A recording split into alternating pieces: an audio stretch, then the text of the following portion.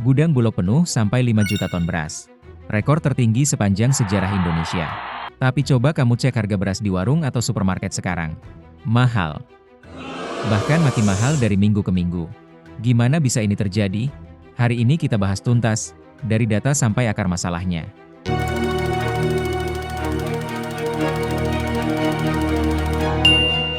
Di tahun 2025, Indonesia resmi mencapai swasembada beras. Ini bukan sekadar klaim politik, ada angkanya. Produksi beras nasional kita tembus 34,77 juta ton dalam 1 tahun. Angka itu cukup untuk memenuhi kebutuhan seluruh rakyat Indonesia. Bahkan lebih dari cukup, sampai ada sisa yang disimpan di gudang.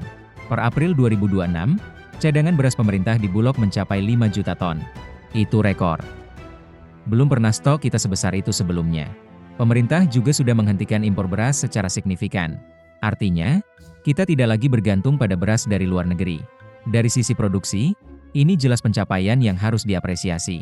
Tapi ada satu pertanyaan yang tidak bisa diabaikan. Kalau stok melimpah, kenapa harga malah naik? Seharusnya logika ekonomi dasar bilang, stok banyak, harga turun. Tapi yang terjadi di Indonesia justru sebaliknya. Dan ini yang perlu kita pahami bersama.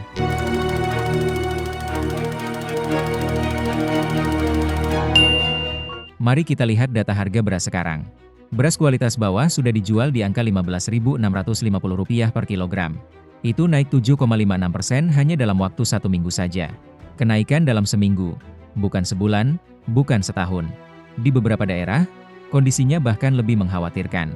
Beras premium sudah tembus Rp19.700 per kilogram di pasaran.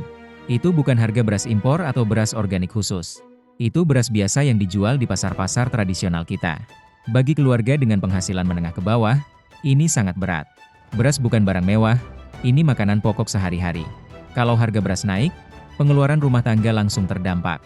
Dan ini yang dialami jutaan keluarga Indonesia saat ini.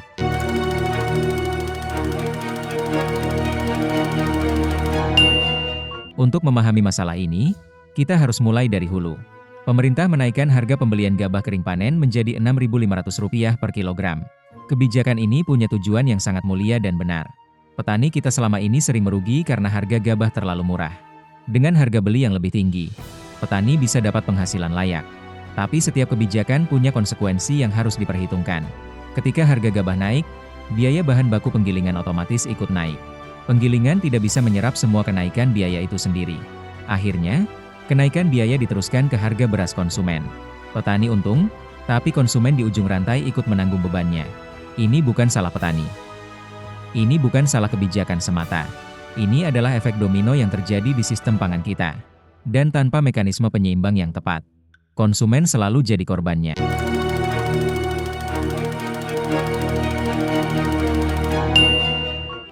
Indonesia bukan negara kecil dengan satu pulau dan satu pasar.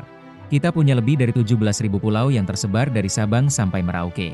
Beras diproduksi di Jawa, Sulawesi, Sumatera, tapi konsumen ada di mana-mana. Untuk sampai ke tangan konsumen, beras harus melewati banyak tangan. Petani jual ke pengepul desa, pengepul jual ke tengkulak kecamatan, tengkulak jual ke distributor kabupaten, distributor jual ke pedagang grosir kota, pedagang grosir jual ke pedagang eceran. Barulah pedagang eceran jual ke kita sebagai konsumen. Setiap perpindahan tangan menambah biaya dan menambah margin keuntungan. Ditambah lagi biaya logistik antar pulau yang tidak murah. Kapal, truk, gudang penyimpanan, semua ada biayanya. Dan belakangan ini, harga plastik kemasan beras juga ikut naik. Semua biaya tambahan itu dibebankan ke harga akhir yang kita bayar.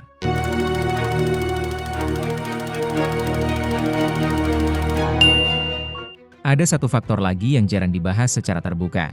Pemerintah sedang menjalankan program makan bergizi gratis secara masif. Program ini menjangkau jutaan penerima manfaat di seluruh Indonesia. Dan untuk menjalankan program sebesar itu, dibutuhkan stok beras yang sangat besar. Stok beras dari Bulog diprioritaskan untuk program pemerintah ini terlebih dahulu. Baru sisanya yang masuk ke jalur distribusi pasar umum. Artinya, meski total stok nasional melimpah, yang mengalir ke pasar rakyat lebih sedikit dari yang seharusnya.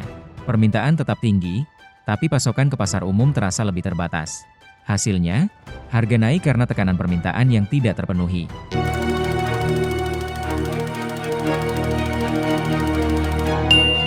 Jadi ini gambar besarnya. Swasembada beras kita nyata, produksi melimpah, impor berhenti. Tapi swasembada produksi tidak otomatis berarti swasembada keterjangkauan harga. Ada jarak yang sangat jauh antara beras diproduksi dan beras sampai ke meja makan. Di sepanjang jarak itulah harga menumpuk. Kebijakan harga gabah yang baik untuk petani menaikkan biaya produksi. Rantai distribusi yang panjang dan mahal menaikkan harga lagi. Penyerapan stok untuk program pemerintah mengurangi pasokan ke pasar. Dan ujungnya, kita sebagai konsumen yang menanggung semua akumulasi itu. Ini bukan berarti swasembada gagal atau program pemerintah salah. Tapi ini jelas menunjukkan bahwa produksi yang cukup saja belum selesai. Yang dibutuhkan adalah reformasi distribusi yang nyata dan efisien. Tanpa itu, rakyat akan terus bayar mahal untuk bahan pangan paling dasar. Menurut kamu, langkah paling penting apa yang harus diambil pemerintah? Reformasi distribusi? Subsidi langsung ke konsumen? Atau hal lain? Tulis pendapat kamu di kolom komentar.